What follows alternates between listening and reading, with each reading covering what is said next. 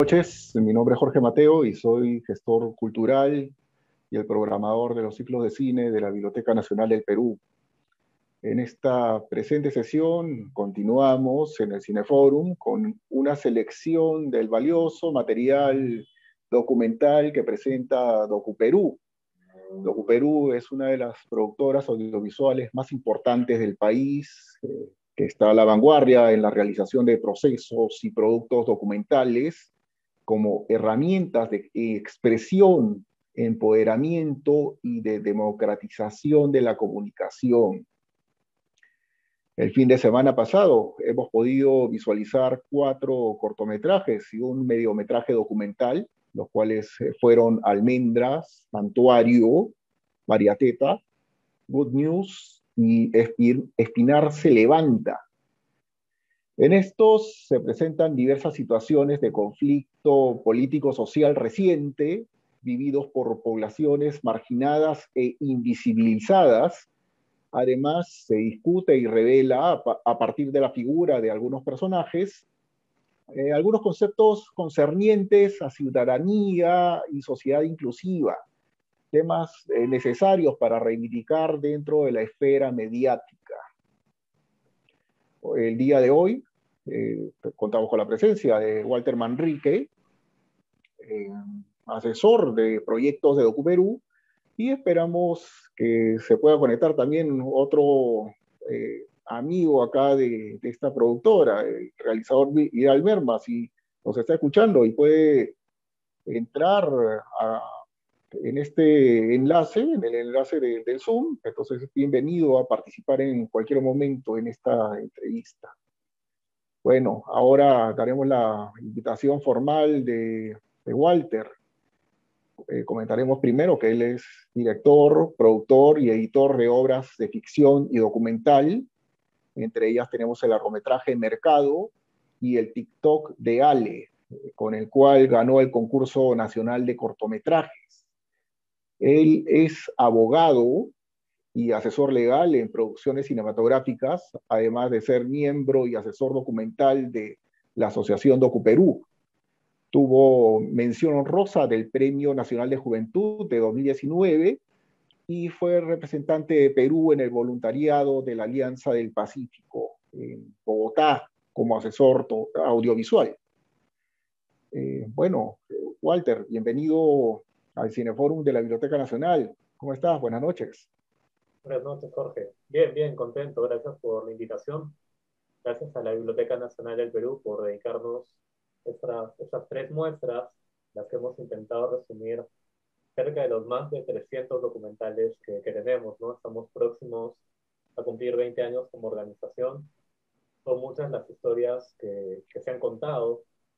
La mayoría de proyectos nosotros los trabajamos de manera colaborativa o participativa, y precisamente los documentales de los que vamos a conversar en esta noche, pues también se han hecho de esa manera. Espinar se levanta, Almendra, Santuario, Mariateta y Good News, ¿no? Son documentales, 4 cortometrajes y un mediometraje que se han hecho en los últimos 10 años, en la última década, y en proyectos diferentes. Entonces, antes de pasar a conversar en torno a ellos, me gustaría comentarles un poco más de DocuPerú, de la asociación a la que tengo el gusto de pertenecer.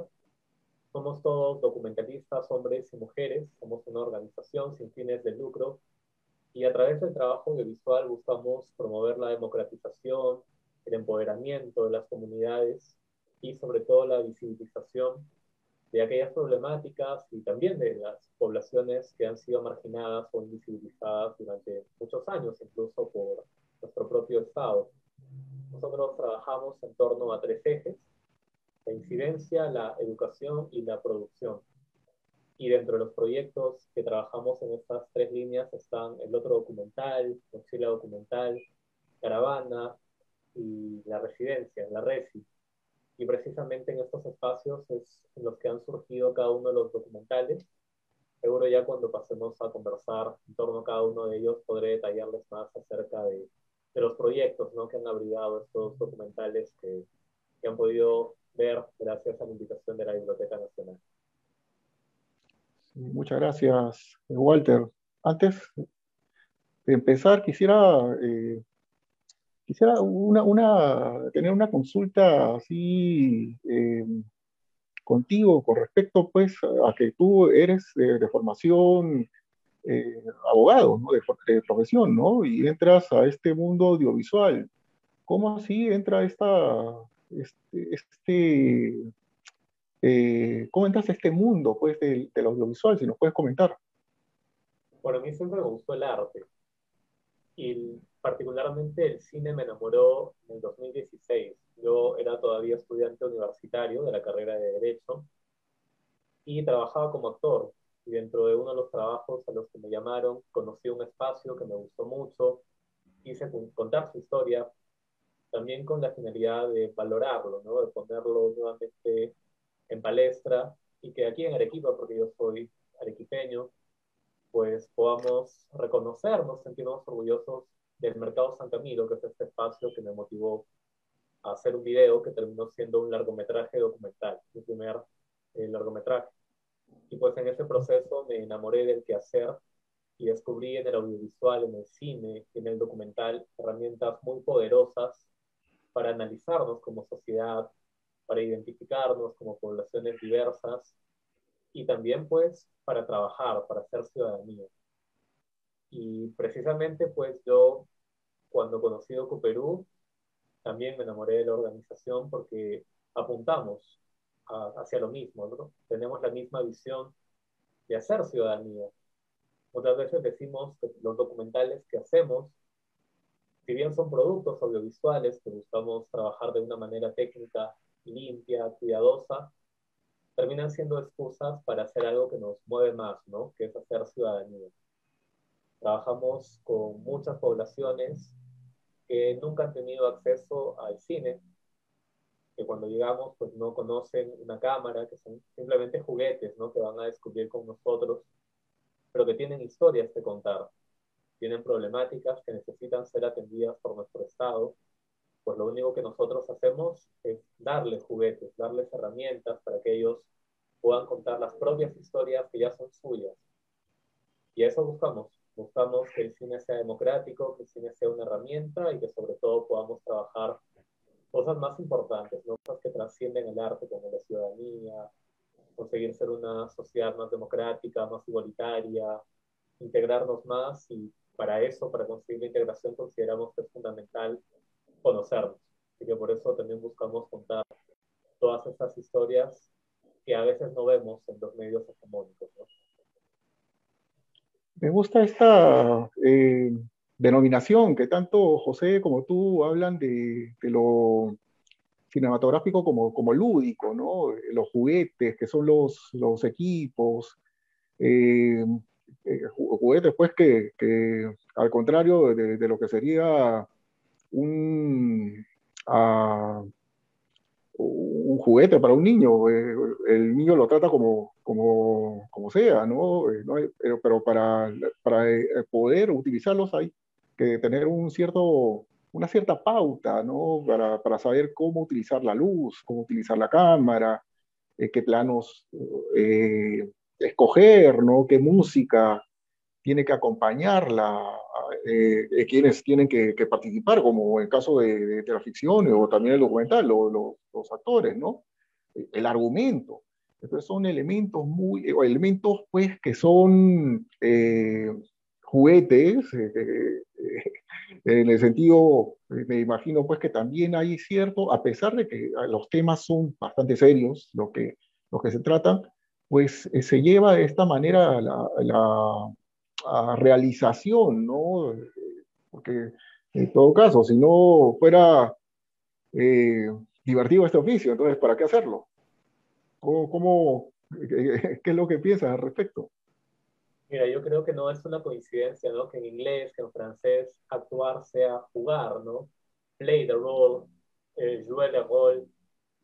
Creo que es una muestra de que actuar, hacer cine, contar historias es jugar, es explorar, es descubrirse, ¿no? Ciertamente usamos cámaras, lentes, micrófonos y todo eso, pero nosotros lo que buscamos hacer con estos juguetes es empoderar a las personas, no asustarlas. Por eso apostamos por hacer documental participativo, comunitario, que empodere a las personas, que les brinde herramientas para contar las historias que ya tienen, no para espantarlos. Lo peor que creo que nos podría pasar es que lleguemos y asustemos, ¿no? A nuestros compatriotas con los que queremos trabajar, haciéndoles creer que el cine pues es algo lejano, como creo que la mayoría de personas hemos crecido, ¿no? Cuando hablamos de cine no lo vemos como una opción profesional, como un sueño lejano de Hollywood, de estrellas, alfombras rojas, el glamour y millones de dólares de presupuesto, ¿no? Felizmente estamos pues en una época ya en el 2021 donde puedes hacer cine con un celular, podemos hacer registro documental con herramientas que están mucho más cerca de nosotros. Y creo que es el momento más propicio para entender el cine también como un ejercicio ciudadano. Y hasta podría ser un derecho, ¿no? Consideramos que toda persona, todo peruano, peruana, debe tener la oportunidad de poder contar quién es, y también redescubrirse como individuo y conectar con otros hermanos de otras latitudes, de otros pueblos, de otros lugares. En estos 20 años de trabajo en DocuPerú se han encontrado pues, muchas similitudes, ¿no? Tenemos problemáticas serias como las que se abordan en Espinar se levanta, ¿no? Los problemas medioambientales generados por la minería irresponsable, o todavía momentos como sociedad que necesitamos superar para que no vuelvan a repetirse, ¿no? Como las épocas del conflicto armado interno que nos hermanan y nos permiten jugar, porque no somos ajenos, ¿no?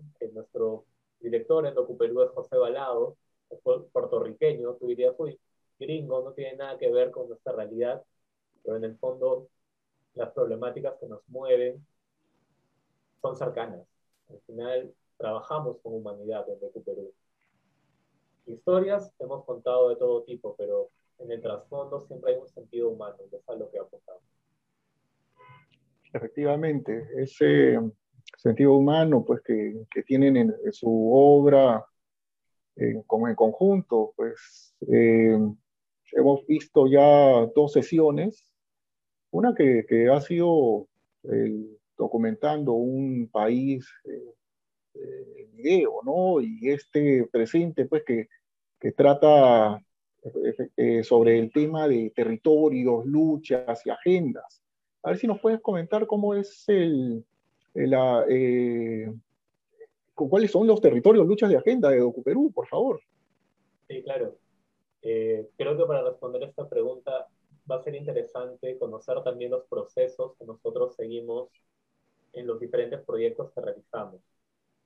Concretamente en Mochila Documental y Caravana Documental, son proyectos en los que nuestro público objetivo no son realizadores o realizadoras. No apuntamos a gente que ya sea parte del medio audiovisual, con quienes sí tenemos otros espacios como el EOD, pero Caravana Documental, Mochila Documental son proyectos en los que visitamos comunidades y lo primero que hacemos es escuchar, descubrir cuáles son las historias y sobre todo las problemáticas que esas comunidades están atravesando. Y luego de escuchar, hacemos un ejercicio democrático con las personas que conocemos para que sean ellas quienes elijan el tema y también la mirada, ¿no? Desde qué posición, desde qué punto de vista se va a contar ese tema que a ellos les interesa. Lo único que nosotros hacemos es conducir ese tema, esa mirada, con las herramientas que dominamos, ¿no? El lenguaje audiovisual, el sonido, etcétera. Pero al final los temas surgen de las propias poblaciones que visitamos. Entonces, cuando hablamos de territorios, luchas y agendas, más que los territorios, luchas y agendas de DocuPerú, pues son los territorios, luchas y agendas de las poblaciones que hemos visitado y que han hablado y que hemos escuchado, y persona trans que busca contar una historia desde la cotidianidad, no mostrar tampoco el drama de las personas trans, que ciertamente es importante reconocerlo. Sabemos que hay muchos crímenes de odio, casualmente, bueno, casualmente no, desafortunadamente, estos días también nos hemos enterado de un crimen de odio de una compañera trans. Entonces es una problemática constante pero que en Almendra se aborda de una manera diferente, ¿no? Desde el seguimiento de la rutina de Almendra, que creemos que también es importante, ¿no? Si bien siempre adoptamos una posición política, también es importante conocer lo cotidiano, el día a día, para que el público pueda conectarse con historias de personas que están ahí, por más de que la historia, por más de que los medios hegemónicos las hayan invisibilizado, ¿no? Como es en el caso de la población LGTB. O en el caso de María Teta, ¿no?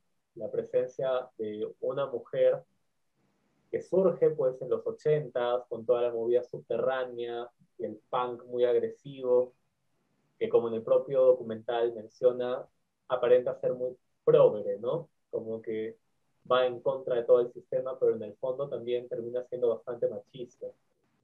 Entonces todas esas agendas, todas esas luchas, todas esas reivindicaciones no son impuestas por DocuPerú, son temáticas que están presentes en nuestra sociedad, que nos tocan las puertas, ¿no?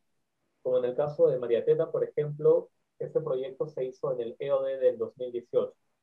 Este sí es un espacio dirigido particularmente a personas que trabajan en el audiovisual, estudiantes de comunicación o que tienen cierta aproximación, ¿no?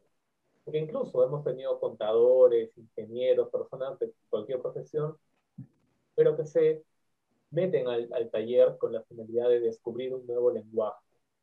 Y también las temáticas suelen ser muy diversas, desde documentales personales en torno a mi abuelo, a mi tío, mi familia, mis ancestros, la comida que hacía mi abuela, hasta temas que también de lo personal terminan siendo universales, ¿no? Como el enfoque de género, por ejemplo, que es muy evidente en el caso de María Teta.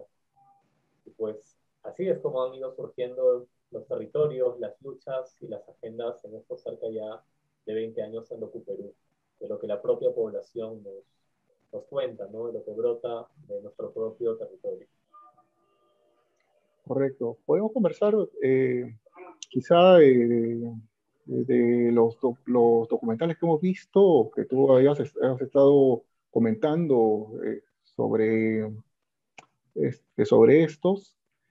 Empecemos con Almendra, que me parece un personaje muy interesante y que ya lo había visto de una manera, bueno, ya, hay un video en el cual está tocando una canción de Guns N' Roses que se hizo viral, ¿no? Entonces ya el personaje de Almendra ya lo era, en mi punto de vista, ya lo había reconocido por este video viral, ¿no? ¿Cómo así surge la idea como para tener a Almendra como personaje de este video? Bueno, Almendra también es producto del EOD, el otro documental que es este espacio de asesoría de proyectos a personas que ya están vinculadas con el audiovisual y que muchas veces llegan ya con temas o a veces personajes, ¿no? Dicen, oye, mi abuelo o mi abuela fue la primera mujer contadora de Cusco y es un personaje interesante, ¿no? Y que solo con esa descripción ya nos genera ese llamado de ver que hay una historia personal que también tiene una connotación universal, ¿no? Entonces muchas veces los temas son propuestos, en el caso del EOD, por los propios participantes.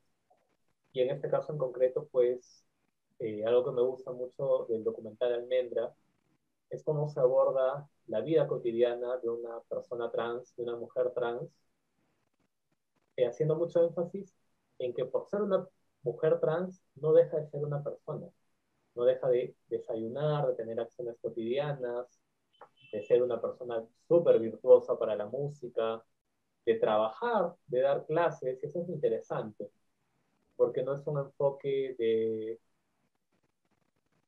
de análisis de la problemática, ¿no? Que también es sumamente interesante y valioso, que ya se ha hecho en un montón de documentales, como en Transitada, por ejemplo, es un gran documental también para analizarlo, pero siento que Almendra, pues, aporta mucho esta visión cercana, cotidiana, el seguimiento que creo que ayuda mucho a generar empatía también.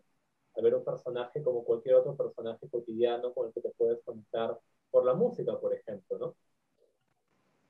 Por supuesto, por supuesto. Y hay no sé si también dentro de la curaduría ha habido o me imagino que también, ¿no? Esta sensación de hilo musical. Hay, por un lado, el conflicto social, la temática de, No de sé. dar voz, pues, a ciertos grupos, pero también encuentro en Almendra, en Mariateta y en Good News, pues un elemento musical muy interesante, ¿no? Quizá podemos hablar de Mariateta, el documental de Mariateta, ya has hablado un poco, pues que surgió en el otro documental, y bueno, quizá a los amigos que nos están siguiendo no saben quién fue Mariateta. Bueno, sí, primero aprovecho para nuevamente hacer un agradecimiento a la Biblioteca Nacional porque esta curaduría pues no es, digamos, la más complaciente para una institución pública, porque también chancamos un poco, ¿no? Nuestras instituciones, que ciertamente pues están en constante proceso de mejora, ¿no? Y claro, por ejemplo, lo que analizamos en Santuario es duro, ¿no? Es una crítica dura a, al Estado y cómo ha perpetrado violaciones de derechos humanos como asesinatos, torturas, etcétera, ¿no? Y pues María Teta, el documental que mencionas, Jorge, es pues bien visceral, ¿no? Bastantes lisuras, bastantes palos en la pantalla, muy transgresor, pero muy acorde también al propio tono del personaje, ¿no? María Teta pues es un ícono de la movida subte en un contexto sumamente machista, ¿no? Donde como hombre podrías ser progre, ¿no? Podrías ir contra la corriente, contra el establishment, contra el sistema. Pero si eras mujer, esas propias personas que se decían muy progresistas, muy subterráneas, pues como ven o como pueden ver o han visto, la mayoría de los documentales de Docuperú están totalmente liberados, así que si no los han visto, les invito también a que lo vean. Pues van a ver que en el caso de María Teta también fue criticada, ¿no? Como, ¿qué haces aquí? ¿Qué hace una mujer acá? Quizás María Teta, subvalorada. no sé si subvalorada, pero quizá se sentía su presencia como una presencia incómoda, como, ¿por qué vienes tú a cuestionarme? ¿Quién eres tú para cuestionar, por ejemplo, como María Teta menciona, valores impuestos como la virginidad, ¿no? Entonces, como que una presencia incómoda de una mujer que intenta tener voz, que claro, en el 2021 ya hasta parece sonar absurdo, ¿no? Pero que cuando María Teta pues estaba intentando ser parte también de toda esta movida, no era bien recibida, no era una figura atípica. La mujer no tenía derecho de hablar de su sexualidad, de hablar de su libertad. Y esto pues no fue bien recibido y María Teta termina migrando, ¿no? Sale a Alemania. Entonces, es un documental bastante interesante desde la propuesta estética también, ¿no? Sumamente transgresora, eh, resignifica y también recicla mucho las imágenes, el texto, hay collages visuales, se interviene en la imagen. Muy punk, muy subversiva María Teta, es un documental creo que de los preferidos también de Perú. Efectivamente, sí, el personaje es muy interesante y el documental que se ha realizado, pues también lo es. Visualmente encontramos también otros elementos porque María Teta era un personaje también artista, ¿no? Inclusive tenía su propio fanzine que encontramos pues secciones de animadas de una manera muy creativa, sí, un punto muy alto ahí de María Teta. Eh, y el otro documental que tiene la música es el más optimista, mixta de todo, lo veo, pues, porque, bueno, vemos pues que los documentales expresan efectivamente una problemática, pero en el caso pues de Good News, pues encuentro pues ese optimismo del cual he conversado, pues que las similitudes entre las comunidades afroperuanas y estadounidenses, ¿no? A través de la música. Cuéntanos un poco más cómo surge esto. Sí, Good News es un mediometraje hecho a pedido por la Embajada de Estados Unidos para registrar la llegada del coro de gospel de la Universidad de Howard a Perú. Y pues es, claro, el más, aparentemente, más feliz, ¿no? Tiene un tono mucho más, más relajado, que te invita a disfrutar, ¿no? Pero que también tiene un subtexto interesante, ¿no? Es como ese reconocimiento entre la población afroperuana y también la población afroamericana, ¿no? Un coro de gospel que llega a Perú y que se reconoce, por ejemplo, con los bayumbrosios, que se reconoce en la quijada de burro, que se reconoce en el cajón, ¿no? Y claro, no está en un primer plano ese tema de reconocimiento, pero creo que sí es un trasfondo que también podemos analizar de manera válida, cómo la población afroperuana también, y la diáspora africana en general, pues todavía tiene problemáticas duras, ¿no? Todavía hay una discriminación fuerte y, y el enfoque que le da Good News es bastante interesante, ¿no? De cómo la música, justo lo que comentabas, ¿no? Conecta, cómo al final todos hablamos un mismo idioma, el idioma del cuerpo, el idioma de la música y cómo podemos conectarnos con personas de otro país, con personas que hablan otro idioma, pero que al final las sentimos hermanadas por algo tan sencillo como la música, que está presente, creo que en la mayoría de documentales de Docuperú, incluso en Santuario, este documental bastante fuerte sobre madres que van a, a buscar pues a los cuerpos de sus hijos en la hollada, que estaba, es un espacio que estaba al costado de un cuartel pues, donde se cometieron atrocidades, torturas y desapariciones forzadas, ¿no? Hay muchos cuerpos que todavía no se han identificado. Pues las madres van a, como en peregrinación al santuario, como un lugar de memoria donde pueden reencontrarse con sus muertos, con sus familiares, con sus hijos desaparecidos. E incluso en este documental, pues tan fuerte, está presente la música. Creo que es algo muy propio de nuestras comunidades, ¿no? En los Andes se canta la tragedia, se canta también a la muerte, se canta las penas también. La música termina siendo pues un elemento que nos hermana y que a nivel ya documental, audiovisual, termina siendo un gran aliado en la narrativa, ¿no? Ayuda mucho a contar las historias también. Efectivamente, tienes toda la razón. Este documental Santuario también tiene esta manifestación musical en la que expresa pues justamente la, la tristeza, ¿no? La pérdida de sus parientes. ¿Cómo, cómo aparece este documental? ¿Partió también del otro documental o de otro proyecto? Santuario es un documental de largo aliento, se hizo entre el 2013 y 2017. También dentro de una de las líneas que tiene DocuPerú es la incidencia, ¿no? Si bien buscamos empoderar mucho a las poblaciones y por eso tenemos proyectos como Caravana Documental o como Mochila Documental en la que brindamos herramientas desde el audiovisual y otras más focalizadas a quienes ya trabajan en el audiovisual, también existe, también tenemos medios que conmueven, un proyecto en el que hemos registrado pues temas que nos siguen moviendo como sociedad, ¿no? Sobre todo los vinculados con el conflicto armado. Y claro, este documental Santuario es un registro que se hace en Huamanga durante cerca de 4 años, que claro, también ameritaba por su propia complejidad una, una forma de abordarse diferente, ¿no? En Caracas caravana, en mochila, trabajamos una semana.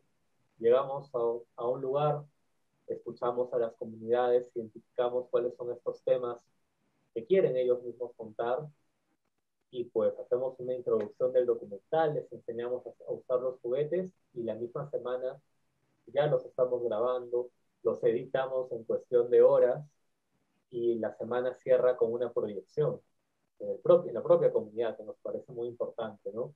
Que los productos sean vistos por quienes los han hecho, ¿no? Pero Santuario es un proyecto diferente, ¿no? De un aliento distinto que ameritaba esa pausa, pues, porque imaginarás, Jorge, que escuchar o pedir el testimonio de una madre que cuenta la desaparición de su hijo, la tortura, todo eso requiere otro ritmo, una aproximación mucho más cuidadosa, ¿no? Y pues nada, también parte de los vínculos que se tienen con AFACEP y de instituciones como ella que terminan siendo aliadas en, y que compartimos, ¿no? La misma visión de reconocernos como un país diverso, con muchas cosas de que enriquecernos, pero que requiere también de un análisis profundo de muchas taras que hemos sufrido y que necesitamos superar. Y para superarlas consideramos que es importante analizarlas, ¿no? Saber bien qué cosas han ocurrido para que no vuelvan a ocurrir, ¿no?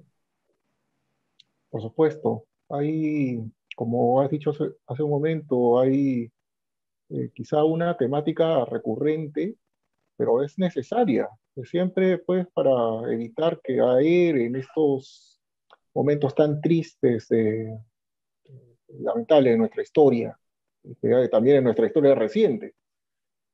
En este caso, bueno, han hablado en Docuperú de estos reclamos de la ANFACEP, que es la Asociación Nacional de Familiares de Secuestrados, Detenidos y Desaparecidos del Perú.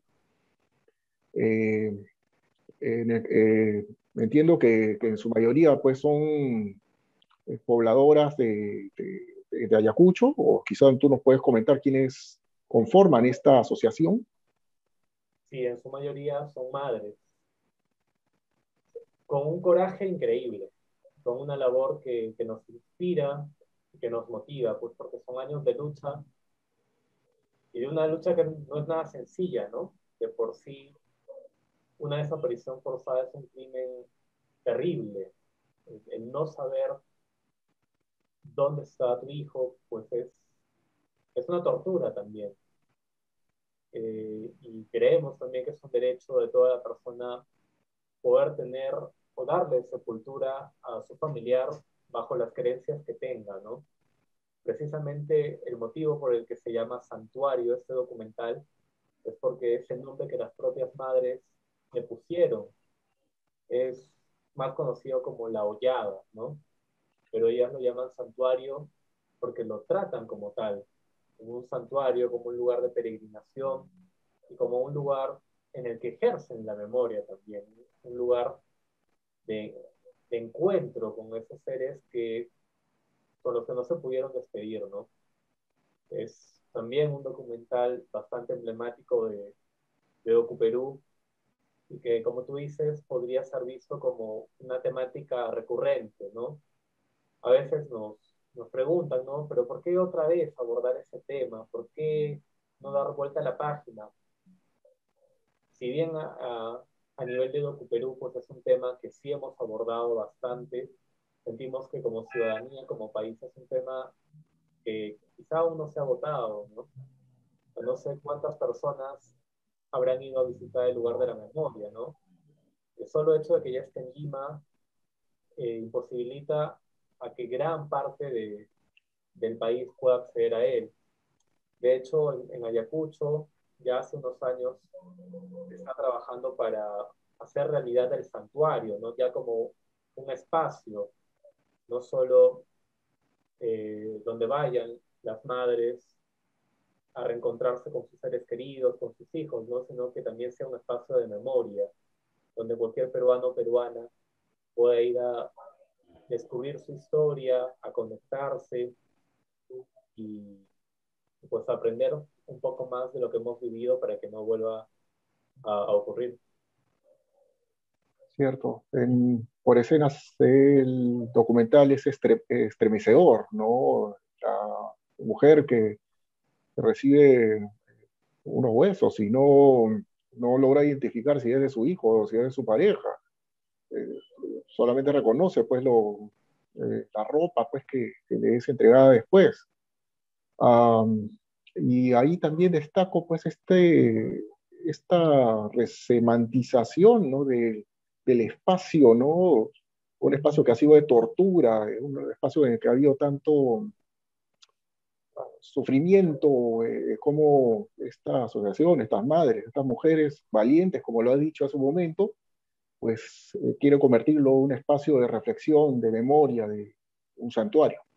Es, Sí, realmente las mamachas de Anfacet son admirables. En el propio documental hay un momento muy fuerte en el que se ve a una de ellas frente a una cruz, frente a una tumba, pidiéndole a Dios que perdone a quienes torturaron y mataron a su hijo. O sea, solo ese momento es para analizarlo, es para darle vueltas y que creo que comparte el mismo espíritu que tú mencionas, ¿no? Como un espacio que podríamos imaginar como el último al que ellas quieran ir a visitar, ¿no? Porque es el espacio donde se han perpetrado los crímenes, termina siendo también un espacio de peregrinación, de encuentro, de memoria, un santuario, como ellas lo han denominado. Es realmente admirable esa capacidad de resignificación de los espacios y también de cómo han sido capaces de conducir el dolor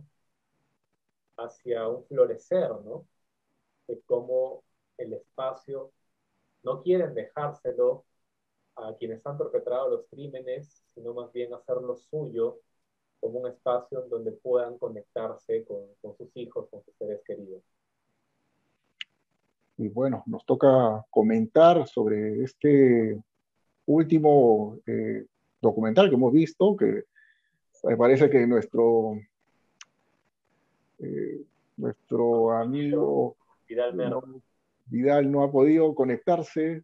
Bueno, esperemos pues que en otra oportunidad podamos hablar con él, pero bueno, vamos a conversar contigo con respecto a su obra. Bueno, Vidal pues es un periodista independiente que ha tenido, no solamente con este documental, ¿no? Sino con sus reportajes, con el fotoperiodismo que trabaja, pues ha tenido problemas justo pues por denunciar la contaminación producto pues de la minera Tinaya.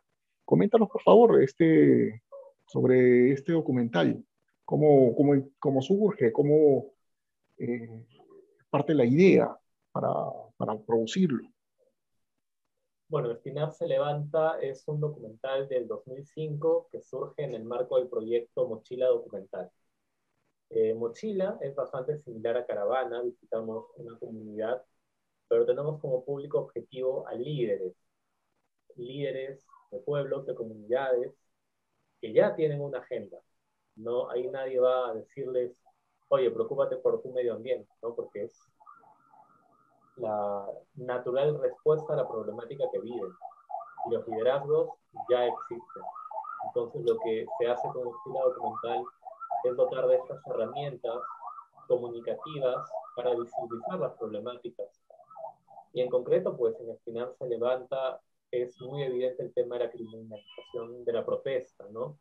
De cómo llega a ser indignante que tú no puedas defender lo que es tuyo, tu territorio, el territorio de tus ancestros, el lugar donde has nacido, donde ha crecido tu abuelo, tu bisabuelo, y cómo lo están matando, ¿no? Cómo lo están desapareciendo por la contaminación de la minería responsable, y cómo cuando al hacer frente a estos hechos, al exigir tus derechos, terminas agredido, violentado, con procesos policiales y con una tortura enorme, ¿no?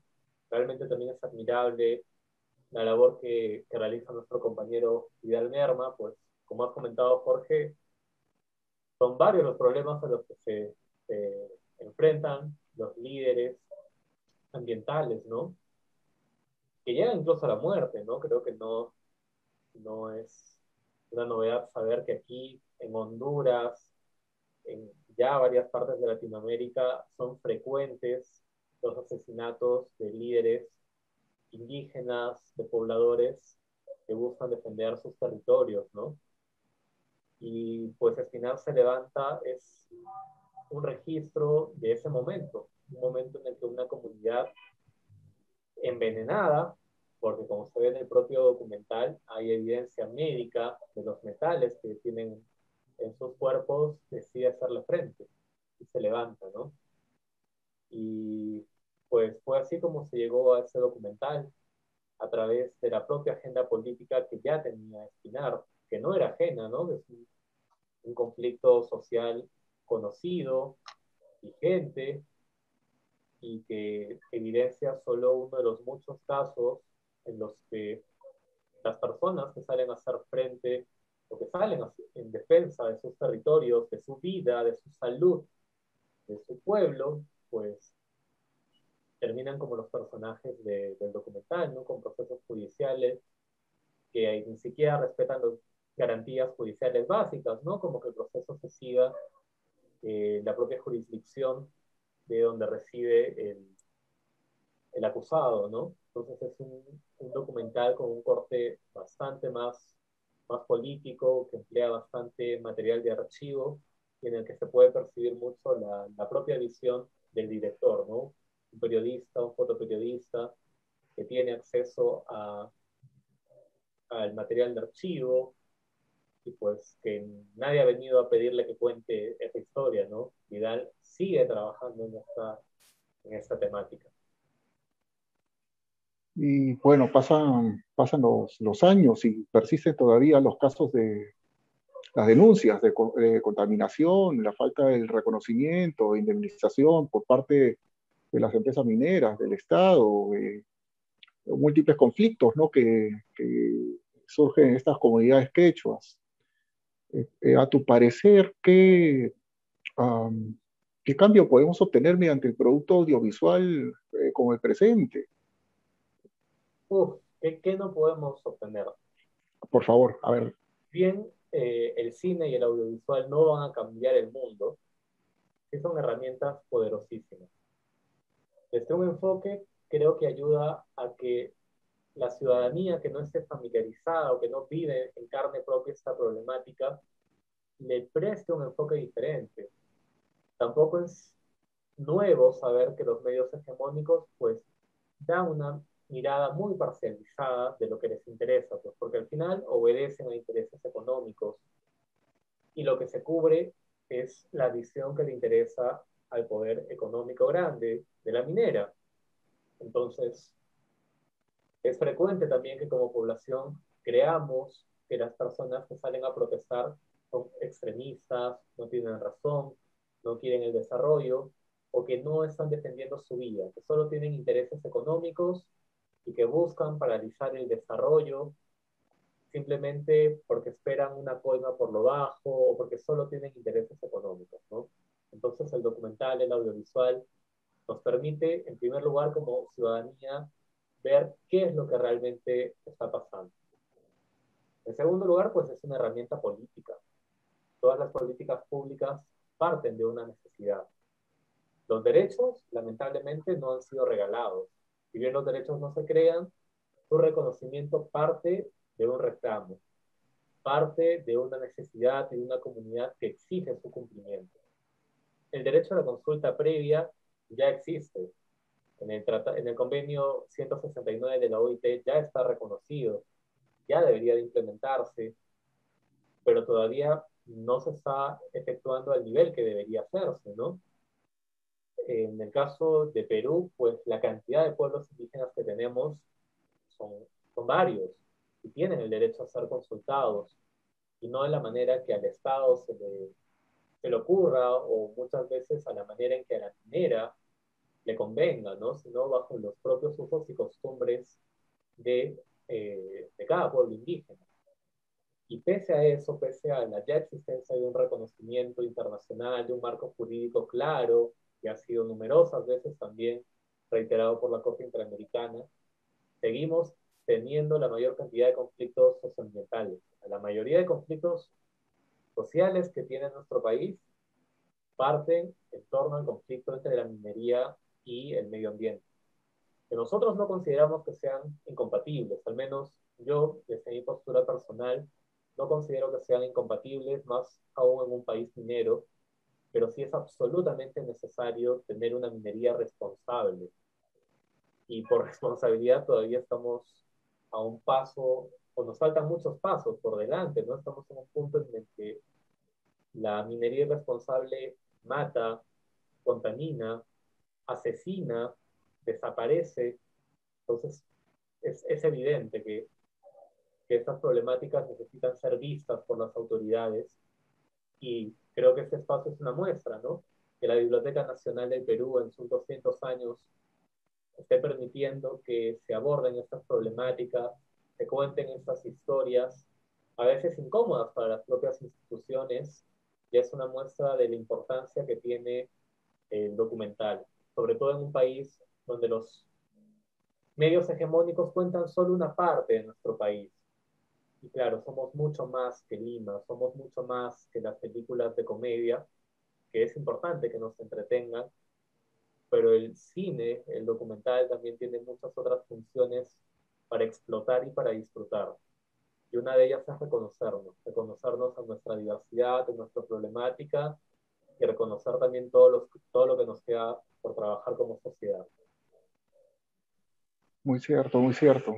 Y pues, para ello, bueno, felicitar también la labor que ha tenido DocuPerú en eh, esta manera de poder dar voz a personajes que no la tienen o no las percibimos o no están con determinado grupo hegemónico. También has mencionado hace un momento O quizá, Jorge, darle micrófono el para micrófono. amplificar esas voces que ya existen. El Sí, caso, por está ejemplo, mejor. de Pinar se levanta, no es que nosotros creamos a Vidal, no es que seamos sus padres.